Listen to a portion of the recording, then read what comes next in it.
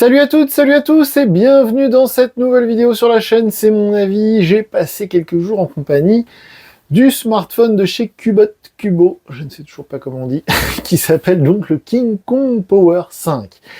Alors la nouvelle loi française ou européenne, je ne sais plus, m'oblige à vous préciser que Cubot ne m'a pas donné d'argent pour dire de bien de son produit. C'est pas une vidéo sponsorisée, c'est pas une collaboration commerciale, mais Cubot nous a fourni gracieusement ce smartphone. On les remercie.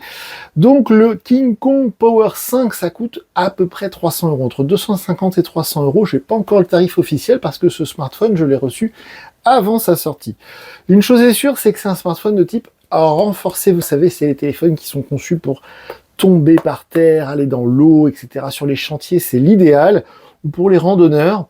Celui-ci, en l'occurrence, c'est vraiment un modèle particulier parce qu'on l'a vu ensemble dans la vidéo de déballage. C'est un téléphone qui fait un demi-kilo, on est à 550 grammes, et il a une batterie monstrueuse, vraiment l'autonomie est assez dingue. J'ai plein de choses à vous dire à son sujet, on se retrouve tout de suite après le jingle.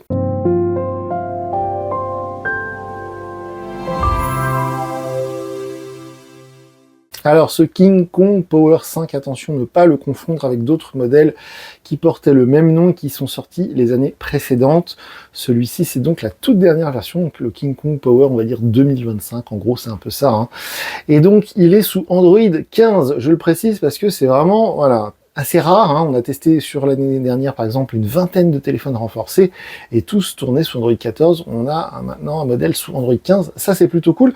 La marque Cubo, en fait on la connaît depuis quelques mois maintenant, quelques années sur la chaîne, et c'est une marque que j'apprécie. C'est-à-dire que dans les fabricants de smartphones renforcés, il y a 3 ou 4 spécialistes.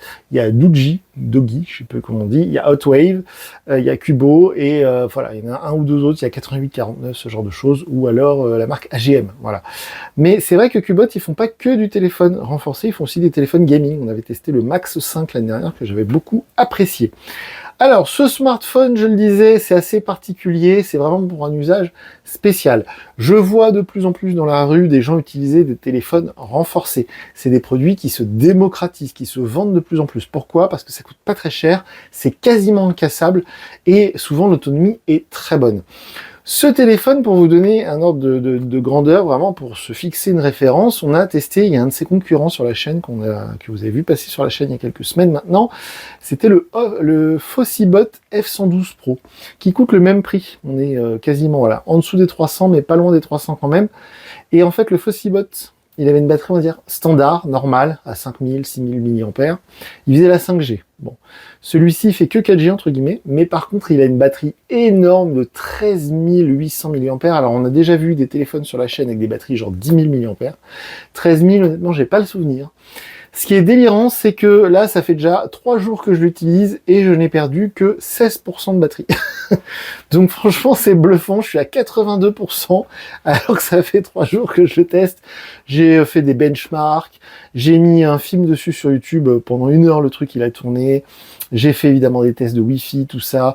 Et donc, malgré tout, j'ai perdu que 16%. C'est assez délirant, mais c'est comme ça. Donc, il y a un écran LCD 120 Hz, un écran qui est de belle qualité. Alors, souvent, je le dis, mais je connais bien cet écran parce que c'est le même écran LCD 120 Hz que Cubot nous met sur quasiment tous ses modèles, y compris le modèle gaming dont je vous parlais il y a un instant. Donc, c'est un bel écran. En plein soleil extérieur, c'est pas très lumineux, mais en intérieur, c'est un vrai régal parce que c'est un écran LCD, c'est pas du OLED. Donc, c'est un peu plus doux à l'œil qu'un écran OLED. Le taux de rafraîchissement est vraiment à 120 Hz tout le temps, donc ça c'est très cool. Malgré tout, ça consomme pas trop de batterie. Bref, c'est un écran que j'aime beaucoup. Les couleurs sont assez vives, mais restent naturelles. Donc c'est un très bel écran. Au niveau des performances, alors là c'est très intéressant. Bon, le design, je vous fais l'impasse. D'habitude, on parle d'abord du design, mais là c'est quand même les goûts, les couleurs, c'est un peu spécial. Pour moi, le seul truc déterminant du design, c'est que ça fait un demi-kilo. Donc faut vraiment avoir ça en tête avant de se lancer dans l'achat d'un tel produit, parce que genre dans une poche de jean, c'est quasiment impossible. Et si vous êtes du genre à mettre des survêtements, c'est pas possible du tout. Mais donc le design, voilà, je mets ça un peu à part et on parle tout de suite des performances parce qu'il y a un truc particulier sur ce téléphone. Alors là, je suis assez content d'avoir pu tester ça. C'est qu'en fait, en processeur mobile, sur le marché actuellement, il n'y a pas grand choix, dans le sens où, en 4G j'entends, tous les processeurs mobiles récents, par exemple chez Mediatek, les Dimensity, ce sont des processeurs 5G. Alors, je le répète, si votre forfait fait pas 5G, vous pouvez quand même avoir un smartphone 5G, c'est pas la question. Mais dans les puces 4G, en fait, il y a quasiment plus d'innovation depuis 2-3 ans parce que Qualcomm, par exemple, ou Mediatek ne va plus développer, c'est-à-dire investir de l'argent dans une technologie qui, a priori, de toute manière, est bonne à être remplacée. Donc, la technologie 4G, ça existe, il n'y a pas de problème, mais les puces, souvent, c'est des puces qu'on connaît depuis plusieurs années. Pourquoi je vous parle de ça? Parce que là, c'est pas le cas, c'est la nouvelle, parce que ça date de l'année dernière, c'est tout frais. C'est la toute dernière puce de chez Mediatek pour faire de la 4G, c'est la Helio, parce que Dimensity c'est pour les 5G, Helio c'est pour la 4G, donc c'est la Helio G100. Tous les smartphones ou tablettes qu'on a testés sur la chaîne avec de la 4G, on va dire assez puissante, avec des performances correctes, je vais en parler dans un instant, souvent c'est de la Helio G99. Là c'est Helio G100, c'est là ce qui se fait de mieux en matière de puce 4G. Alors niveau performance, on a que, je dirais entre guillemets, que 6 Go de RAM, mais honnêtement ça tourne très très bien. Aucun ralentissement, on peut faire du jeu, on peut faire ce qu'on veut, ça tourne vraiment très bien. Les chiffres que j'ai obtenus avec Geekbench 6, honnêtement, c'est correct parce qu'il y a des téléphones qu'on a testés sur la chaîne cette année, qui sont des téléphones, on va dire, normaux, pas renforcés, des smartphones normaux, qui faisaient la même, on va dire, qui obtenaient les mêmes chiffres sur Geekbench, parfois même un peu moins bien. Donc là, on a des chiffres qui sont assez corrects. En tout cas, dans ces prix-là, hein, si on se base sur un tarif à 250 €, les chiffres que j'obtiens sur Geekbench sont très bons. Si on est vers les 300 €, c'est correct. Et donc, ça fait tourner tous les jeux, je dirais, les jeux de voiture, du asphalte, tous les jeux comme ça, même du World of Tanks, tout ça, ça passe dessus. Il n'y a que 6 Go de RAM, donc vous ne pourrez pas installer le launcher d'application de chez Epic Games pour Fortnite, parce que Fortnite, il faut 8 Go de RAM minimum. Mais voilà, ça tourne très très bien, donc tous les petits jeux, Subway Surfer, tout ça, aucun problème. Mais pour moi, l'usage principal de ce smartphone, et j'y viens parce que là, on a un truc très important à dire, c'est au niveau du haut-parleur. Dans la vidéo de déballage, je vous ai parlé de ce haut-parleur qui sort jusqu'à 136 décibels. C'est assez dingue. Et bien en fait, au quotidien, alors ce qui est très pratique sur ces smartphones, c'est qu'il y a des petits rebords qui font qu'on peut poser le smartphone sur l'écran sans que ça touche l'écran justement. Donc ça, c'est très bien. Donc l'idéal, vous lancez une vidéo, de la musique, ce que vous voulez, puis vous posez le téléphone comme ça, donc le haut-parleur vers le haut. Alors la puissance du truc, c'est comme une enceinte, vous savez, les enceintes portatives. Franchement, c'est pareil. C'est le smartphone le plus, avec un son le plus volumineux que j'ai testé, c'est très clair. Le son est bon, il y a des basses, ça ne crache pas, ça fait pas mal aux oreilles, c'est vraiment très impressionnant. Donc ça, à ce niveau-là, bravo. On a aussi un autre truc un peu gadget, mais qui est très pratique, je m'en suis servi 2 ou 3 fois. On a la lampe torche, on va dire frontale. Donc c'est les 2 spotlights qui sont ici, je vais pas les mettre face à vous, sinon ça va vous éblouir, ils sont ici, ils sont très puissants. Et on a le deuxième effet qui se coule ici, la lampe camping. Alors ça c'est génial, on l'a déjà vu sur d'autres modèles, mais je trouve ça absolument génial. Surtout à ce prix-là, parce que d'habitude, les lampes de camping sur les smartphones renforcés, c'est pour les modèles un peu haut de gamme. Là, sur un modèle aussi peu cher, entre guillemets, c'est rare d'avoir une lampe comme ça. C'est extrêmement puissant. Et surtout, ce qui est génial, c'est que par exemple, si vous faites du bricolage, par exemple, ici, je refais un peu la maison. Eh bien, si vous êtes dans un endroit, genre les combles ou autre, souvent les lampes torches qu'on a, soit les piles se vident, soit la batterie, parce que j'ai une lampe torche à LED, mais la batterie se vide super vite. Vous posez ça dans un coin, genre en mode spot de chantier, hein, franchement. Ça tient au moins une journée, tout le temps allumé. Genre, ça vide pas la batterie, c'est ça qui est bluffant. C'est-à-dire que la batterie est tellement grosse, vous pouvez laisser la lampe camping allumée, genre pendant une semaine, ça videra pas la batterie. C'est assez étonnant et c'est très pratique. Donc, je voulais absolument en parler. Aussi, on a plein de petites choses, on va dire, assez sympas, dans le sens où, je vous ai déjà parlé de l'autonomie, mais la batterie se recharge plutôt vite. On est sur du 33 watts. Le chargeur est fourni dans la boîte. Donc pour une batterie aussi importante, je rappelle 13 000 mAh, c'est plus de 2 fois les batteries qu'on trouve dans les smartphones conventionnels, les smartphones normaux. Eh bien, même avec cette batterie gigantesque, en 33 watts, ça charge plutôt vite. C'est environ 2 heures, voire un peu plus de 2 heures pour le 0 à 100%. C'est très raisonnable pour une batterie de cette taille-là. Donc voilà, il y a plein de choses que j'ai trouvé vraiment cool. Le lecteur d'empreintes, par exemple, qui est sur le côté, qui est sur le bouton ici. Sur les téléphones renforcés pas chers, généralement, il n'y a pas de lecteur d'empreintes du tout. C'est que de la reconnaissance faciale. Et ben là, on a un lecteur d'empreintes et il marche vachement bien. À tous les coups, mon pouce, il est reconnu. Voilà, donc ça encore, c'est quelque chose qui m'a agréablement surpris. Un dernier truc, la caméra. Le capteur photo, c'est du 64 mégapixels. Et encore une fois, pour un téléphone de ce type-là, téléphone renforcé, c'est pas forcément leur point fort, les photos. On n'a pas de capteur ultra grand angle, mais on a un capteur qui fait bien le job, on va dire, et on peut faire de très belles photos. Pour peu qu'il y ait un peu de luminosité, on peut faire de très belles photos. Et ça, encore une fois, sur un téléphone à ce prix-là, c'est pas toujours le cas. Donc voilà, bonne surprise également de ce côté-là. Donc c'est un téléphone assez spécial, voire très spécial. Si vous regardez cette vidéo, parce que vous l'avez vu en annonce sur des sites, voilà, vous hésitez à l'acheter parce que le rapport qualité-prix, quand on regarde la fiche technique et le prix, franchement, c'est très intéressant. L'autonomie, elle est dingue, les photos sont très bien, l'écran est très bien, les performances, je les trouve tout à fait satisfaisantes. Donc, il n'y a pas grand-chose à lui reprocher, très sincèrement. Encore une fois, cette vidéo n'est pas sponsorisée. Il m'est arrivé de dire beaucoup de mal d'un téléphone qu'on m'avait envoyé très gracieusement. Là, c'est pas le cas, honnêtement. Je suis très agréablement surpris par ce smartphone. Le seul inconvénient pour moi, c'est vraiment la taille, le poids, l'encombrement. Hein. C'est vraiment rédhibitoire. Genre ça, c'est pas utilisable du tout. Par exemple, exemple typique. Vous vous dites, voilà, 250 balles sur un smartphone Android 15 qui fait la 4G, bel écran, tout ça, bonne autonomie. Je vais acheter ça pour un enfant, comme ça je suis sûr qu'il va pas le casser. Et avec l'autonomie, on va pas se casser la tête à oui, j'ai maman, j'ai plus de batterie, tout ça. Bah, en fait, le téléphone est tellement gros et tellement lourd, ça peut être un peu gênant à utiliser au quotidien pour faire des jeux ou autres, ça peut vraiment être gênant.